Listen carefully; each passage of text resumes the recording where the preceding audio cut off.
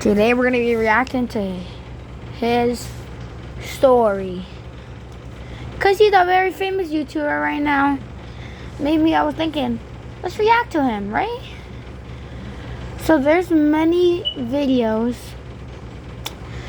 And there's a lot. This is all the credit to his story. So let's go to his last one. Okay. He's just first. This one. Mall cop slammed my head. I don't know why in my life. You think you can keep coming in here and walking out with a backpack full of merchandise? Oh! His knee planted on my back. Man, you're crazy. I just walked in the door. My backpack is empty. I had never even been inside this. I'm so sorry.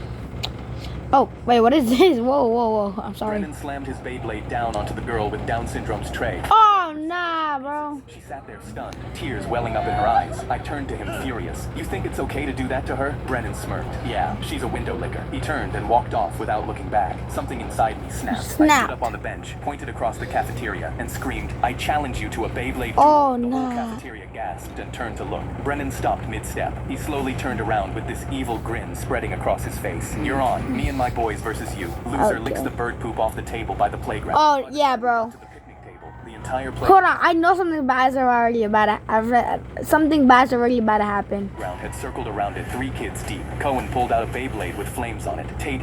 Yo, in the beginning, and when I seen it, I think his story baby is gonna hit him, but the other kid's gonna win, and his story is gonna have to lick the bird Brennan poop. was twirling a black one with red spikes between his fingers. Oh, I hell zipped my no. backpack and pulled out the one my older brother gave me for my birthday. Solid metal, no paint, no stickers. He told me, this is Ragnarok. Don't use it unless you really need to. Brennan took one look and cackled. What is that? A paperweight? We loaded our launchers, and Brennan counted us down. 3, 2, 1. Beyblade, let it ride. 4 Beyblades. Okay, let's go. Okay, I think his story's gonna have to lick up the bird poop. Sparks shot up wherever Ragnarok made contact. Okay. Ragnarok drilled into Cohen. Oh, maybe not. Shattered into 4 pieces. Cohen dropped to his knee. No. Sobbing. It was my birthday present. Ragnarok ricocheted Well, womp womp. off the wreckage and slammed into Tate's dragon. Oh! Oh no. Straight at Tate's face and knocked 3 of his teeth clean out. He saw Oh. blood and ran off crying. Brennan was the only one left. His Beyblade was wobbling backwards trying to escape. Yo, let's go. I think now. Oh wait, his story's gonna win. And shoved Let's his go. bare hand into the ring to block Ragnarok. Too late. Ragnarok smashed through into his Beyblade and it exploded. A shard Oh, that has to hurt, bro. He yanked his hand back, screaming. The top half of his Beyblade flew up and landed dead center in the bird poop on the picnic table. Ragnarok kept spinning alone in the middle of the ring. The whole I said that definitely wrong. playground. Let's go. Marley. Brennan stumbled. That's not Marley. That's his story. His story. He stopped in front of her and stared at the ground. I'm sorry. Marley's face slowly broke into the biggest smile I'd ever seen. Oh. She raised her middle finger. Okay. Oh, whoa. We're not gonna blur that one out. Maybe we won't blur the other ones out. Then she pointed at the picnic table. Loser licks the table. Both of them dropped to their knees and licked while the entire playground watched. Brennan slammed his Beyblade down onto the ground. I was doing scuba with 80 kids from the fudge? when my parents and grandma pulled into the driveway. No! Yo, I know, bros. No way, bros. About to yell, get everybody, get out! Because this secret party was my one shot at being popular in my new school, and they were home early. I jumped off the table so fast I nearly rolled my ankle. My mom walked. Bro, what keeps happening? I'm sorry, guys. This is actually very weird. Okay, what the hell is happening? What the Okay, let's just watch the second one. Okay, let's go to the popular ones. He tapped back. What is this? My twin brother Chris and I were 9 when we learned Morse code. Okay. We tapped messages under the dinner table when Mom told us to stop talking and tapped through the wall between our bedrooms every night. When Chris got into a car that's cool. accident and the doctor said he'd never wake up, I pulled up a chair next to his bed, took his hand, and tapped. Are you there? Nothing. But I came That's sad. Nah, I gotta give that a like. back the next afternoon and tapped again. Before I left, I always said the same thing. See you tomorrow, Chris. A week See you later, tomorrow, Chris's Chris. fingers twitched against mine, and I almost fell out of my Bro, chair. I grabbed let's her go. purse and Come on, she tell her, grabbed tell her. They're reflexes. It doesn't mean anything. Bro, why are you looking at your own hand? Hold on, look at that. Look at that. Look at that. It doesn't mean Oh. anything. I bought it and I almost fell out of my Hold on, chair. watch your I luck. grabbed the nurse and she barely looked up. See, There bro, were she's like, It doesn't mean anything. I bought a notebook the next day and started writing down every single one. 4 months in, Mom watched me scribbling and said, "How long are you gonna keep doing this? Until he taps back. He's not gonna..." He tapped back, bro. He did, bro. This actually about to make me cry. Dad lasted a few more months before he pulled me into the hallway. "We need to talk about donating your brother's organs. His fingers move every time I hold his hand, Dad. The nurses said those are reflexes. Stop getting your hopes up, son. I don't care what the nurses say. You're not donating my brother's organs." But a week later, my parents called to have Chris transferred to a long-term facility to die and scheduled a meeting to sign the papers. The afternoon before the meeting, I tapped into his palm like a... What was that goofy thing? Okay, I'm sorry that it's actually getting emotional, but this actually almost made me cry. Listen. And scheduled a meeting to sign the papers. The afternoon before the meeting, I tapped into his... Okay, I'm sorry. Like always. But this time, something tapped back. Short, short, short. Long, long, long. Short, short. Hey, yo, what is he doing, bro? Is he doing the Short. S-O. Oh, okay, good. Chris, if that's you, squeeze once. He squeezed so hard my knuckles cracked. I stormed into the meeting room and told them my brother just responded to me. The caseworker said, "This is very common with families who aren't ready to let go." My parents nodded. I grabbed the transfer papers off the table. "You're not signing anything until you come see for yourself." I walked them to Chris's bed and grabbed his hand. "Ask him anything." The caseworker asked what year it was. Chris squeezed out the answer. Count to 5. 5 perfect squeezes. His mother's name, tapped out letter by letter. By the 10th question, she said, "He's still alive. Yeah, you regret it now." Can't... Oh, crap. Weeks later, I asked What's Chris happening? what kept him fighting when everyone gave up. Why Heard is Mom call everything... me a corpse. Heard Dad say donate my organs. Heard all of them leave, except you. I asked why. I wanted to see Everything you is dying. too. My twin brother Chris and I were 9 when And I we heard that Morse ending, code. bro. That's actually sad. The Oh, he second tapped my back mom too. pulled up to my school, I saw she was mad, and as soon as I opened the car door, she held That's up my you? report card. "Are you kidding me? Not a single A on here." I tried to tell her I was sorry. I tried my best. She threw it at me. "Maybe if you didn't stay up all night tapping that dumb secret code on your brother's wall, you'd actually be able to focus." I felt my heart beating. I pulled out my phone to text my brother. "Mom's really mad. I think she might," but she grabbed it from my hand. Always on this stupid phone too. I could see her face turning red, but when I looked forward, "Mom, watch out." She saw the car too and screamed. It smashed right into No!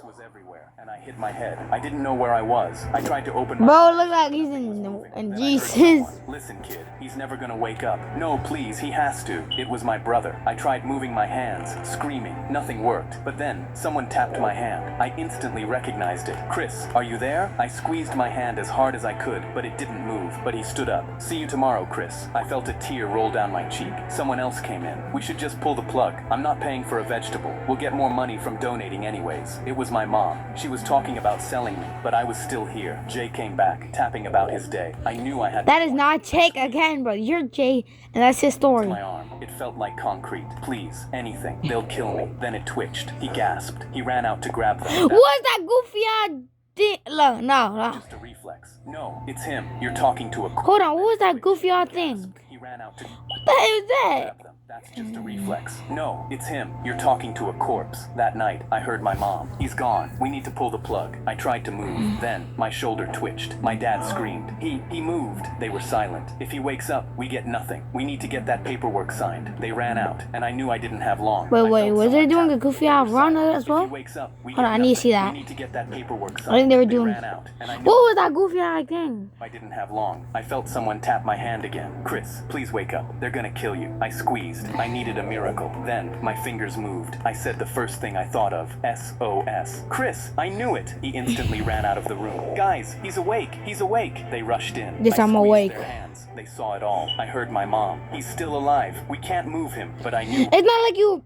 already wanted him She to said. die. That night, I tapped it all out Oh, to he's my brother as dying. he wrote it down. He couldn't believe it. Then, when I finally Well, hold on, I gotta unplay this.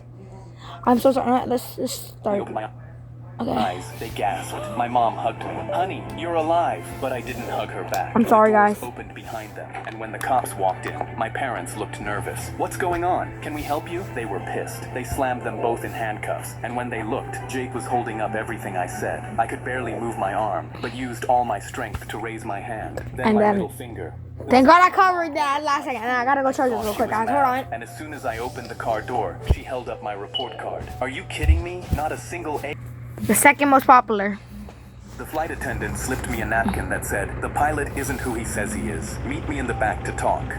If you don't wanna know, I'm probably just trying to make an excuse for us to do the bang bang. Knew she chose to tell me because of the military dog tags. Oh, okay. Yeah, I knew that. I knew that, gang. That's when the captain's voice came over the intercom. Good morning, folks. This is Captain Hopkins, expecting smooth skies to Chicago. But something was wrong. I could feel it in my bones. I waited 2 minutes and Hey, you're supposed to say veins. not knowing what to expect. The flight attendant was there with a man holding up a police badge. The man whispered, "I'm glad you're here. I'm an undercover cop." I knew something was wrong straight away. The flight attendant whispered, "I've flown with Captain Hopkins for 6 years. I don't exactly know what's wrong, but I know that's not Hopkins, and we're flying the wrong way." She showed me the flight map of where we were heading. The plane was heading toward an abandoned airport. I leaned over the map. My body was pumping with adrenaline because it was the perfect place to crash a plane. There's an empty space above the pilot's room. I can climb up and listen to what the pilot and co-pilots are planning through the ceiling. Take my number. If you can tell there's something fishy going on, text me one word,